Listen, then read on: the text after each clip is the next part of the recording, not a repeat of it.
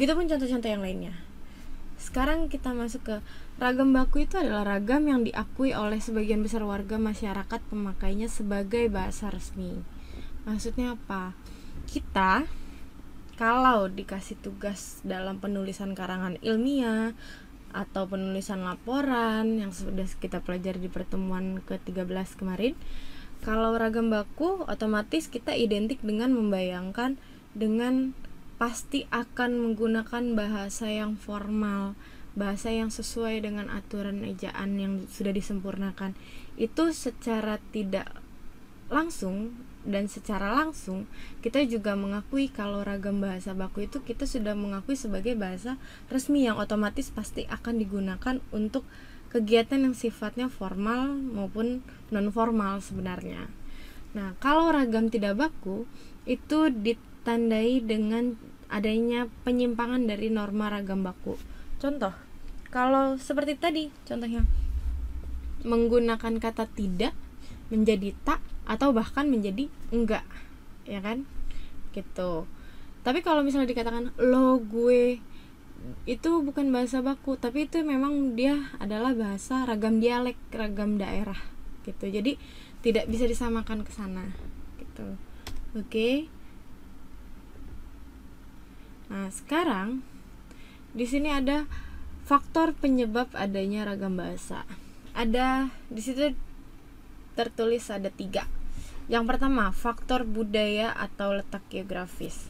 Kalau faktor budaya itu gini, kita dalam suatu tempat atau pertemanan kita, lingkungan kita, kan tidak mungkin semuanya sama seperti kita. Contoh saya bisa katakan diri saya adalah Jawa murtad. Dalam artian Jawa murtad nih, saya orang Jawa, tapi saya tidak pernah ke Jawa, saya tidak bisa berbahasa Jawa, saya lebih bisa berbahasa Indonesia karena bahasa ibu saya adalah bahasa Indonesia yang seperti ini gitu.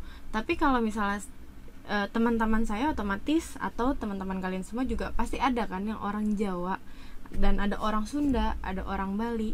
Nah, budaya-budaya mereka yang berbeda ini, baik saya yang orang Jawa murtad dengan teman saya yang orang Jawa juga yang benar-benar masih punya kampung di Jawa, masih suka pulang pergi ke Jawa atau bahkan masih menggunakan bahasa Jawa, pasti bahasa yang digunakan dengan saya dan dia itu pasti berbeda.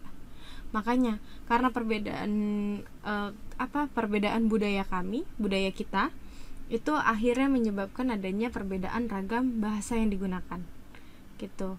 Nah, kalau untuk letak geografisnya gimana? Kita bayangkan kalau kita ada di perkantoran dengan kita ada di pantai. Kalau di perkantoran kan misalnya duduknya rame-rame atau ada di kelas gitu kan.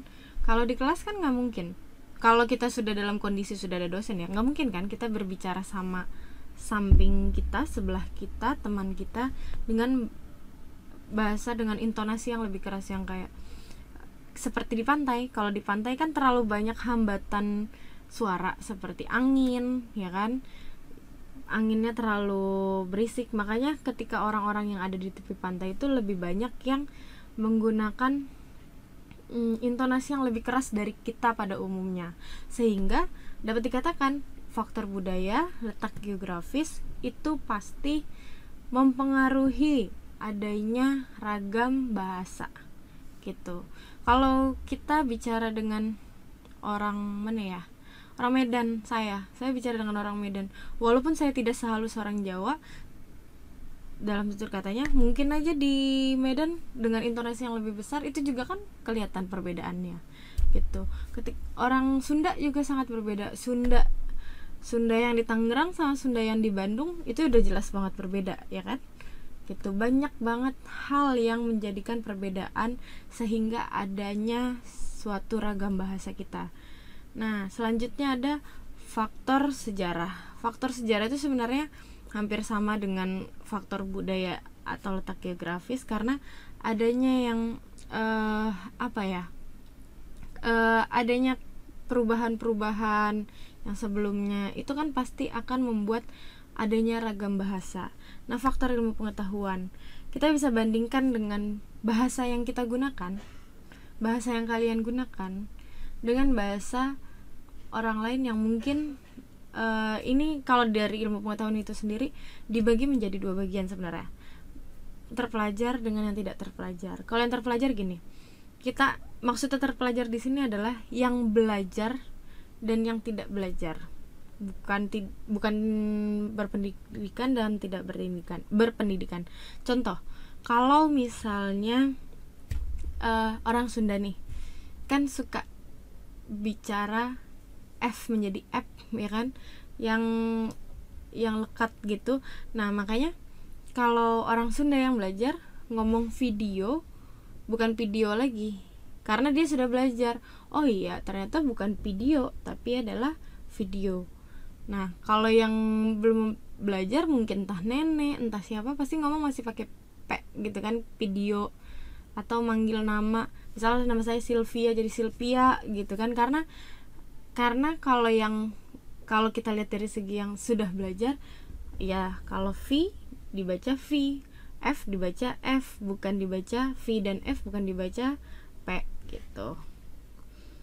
Oke, terus apalagi film, nonton film, ya kan? Coba deh kalau misalnya kita menjadi lebih peka lagi, mungkin kita akan menyadari beberapa faktor penyebab adanya ragam bahasa. Atau bisa diingat yang kalau punya adik di rumah misalnya dia lebih sering menonton tayangan berbahasa asing dibanding kita yang dulunya tidak, entah ada yang punya adik atau punya anak gitu ya. Kalau saya punya kasus dalam artian teman saya punya adik yang memang tontonan sehari-harinya adalah yang tontonan kartun yang berbahasa asing, sehingga dia logatnya, cara berbicaranya lebih mirip, lebih mengarah ke bahasa asing ketimbang kita yang belajar bahasa asing. Jadi apapun semuanya, faktor budaya, geografis, pengetahuan, sejarah itu pasti akan mempengaruhi yang namanya ragam bahasa gitu. Oke. Nah, untuk materi ragam bahasa itu sudah selesai. Jika ada pertanyaan bisa dibahas di forum diskusi. Nah, berhubung ini adalah pertemuan ke-14, kalau pertemuan ke-14 ini kan berarti kalian sudah akan menuju ke UAS. Nah, UAS di sini bagaimana kalian berkomunikasi dengan dosennya? Silakan ditanyakan kisi-kisi UASnya, soal UASnya, materi-materi apa saja yang harus dipelajari. Yang jelas memang semuanya harus dipelajari, tapi materi apa saja yang menjadi pokok utama yang akan dibahas. Dan sekian untuk pertemuan kali ini. Wabillahi taufiq wal hidayah. Wassalamualaikum